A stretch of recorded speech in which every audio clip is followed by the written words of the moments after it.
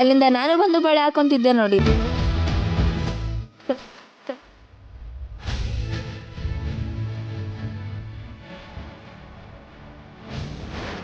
ಅಲ್ಲಿಂದ ಫಂಕ್ಷನ್ ಬಗ್ಗೆ ಇನ್ಫಾರ್ಮೇಶನ್ ಕೊಡ್ತಿದ್ದೆ ನೋಡಿ.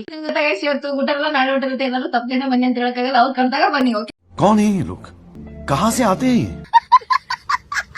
ಬಳೆಗಳ ಲೆಕ್ಕ ಬಳಿಯಕಂತ ಕೂರ್ಸಿದ್ರು ನೋಡಿ ನನ್ನನ್ನ. ಅದೇನ್ ಬರಿಬೇಕಾದ್ರೆ ಒಂದ್ ಮಾತು ಹೇಳ್ದೆ ಕೇಳಿ. ಮನೆ ಅಂತ ಬಂದ್ರೆ ಬಳೆ ಬರ್ಸೋದು ಮತ್ತೆ ಆಯರಿ ಬರೆಯೋದು क्या बात है सर, क्या बात है सर. ಅಲ್ಲಿಂದ ಎಲ್ಲ ಮುಗಿಸ್ಕೊಂಡು ನಂಗೂ ಟೈಮ್ ಆಗಿತ್ತು ಅಂತ ಶಾಪ್ ಗೊಟ್ಟೆ. ಬಳೆ ಶಾಸ್ತ್ರದ ವಿಡಿಯೋ ಹಾಕ್ತೀನಿ ನೋಡಿ ಹೇಗ್ ಬಂದಿದೆ ಅಂತ.